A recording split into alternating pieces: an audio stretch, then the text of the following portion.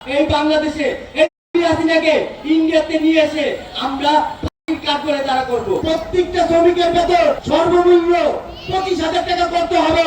8 ঘন্টা এরকম শ্রমিক আছে আপনার 250 টাকা বেতন পায় প্রত্যেক দিন, তার বেতন 7,000 টাকা হয়। শ্রমিককে ভালোবাসতো বেগম খালেদা জিয়া, 3 বারের প্রধানমন্ত্রী, তিনি শ্রমিককে ভালোবাসতো।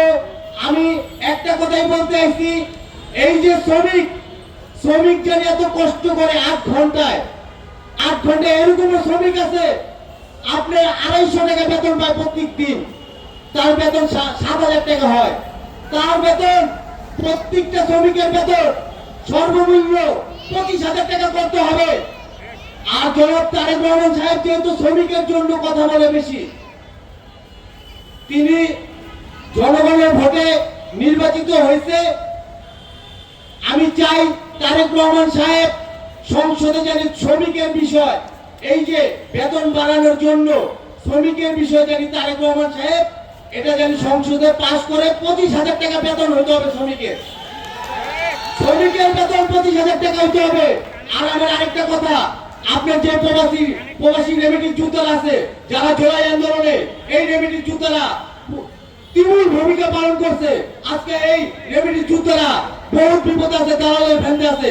এটা আমাদের প্রধানমন্ত্রী তারেক রহমান সাহেব এটা জানি এই দালাল চক্র জানি সে জানি বন্ধ করতে পারে, দখলবাদ বন্ধ করতে পারে। যারা এই আন্দোলনে আমার মারা শরীক হয়েছে তারা এখন নির্যাতিত হইতেছে। আমরা যদি ভালো কথা বলি, কোন চাঁদাবাজের কথা ভালো লাগে না। আমরা যদি দেশের জন্য ভালো কথা বলি, আমাদেরকে কমেন্টে গালাগালি করে। আরে ভাই, তোমরা কমেন্টে গালাগালি করো না আমাদেরকে হত্যা করো, আমরা ভয় পাই না। আমরা বিপ্লবী।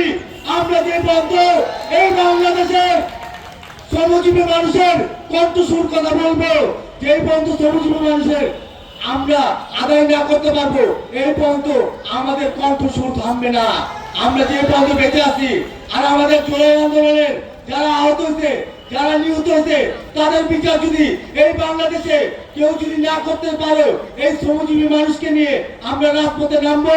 আর আমরা এই বাংলাদেশে এই হাসিনাকে ইন্ডিয়াতে নিয়ে এসে আমরা কাজ করে তারা করবো। ইনকিলাব ইনকিলাব।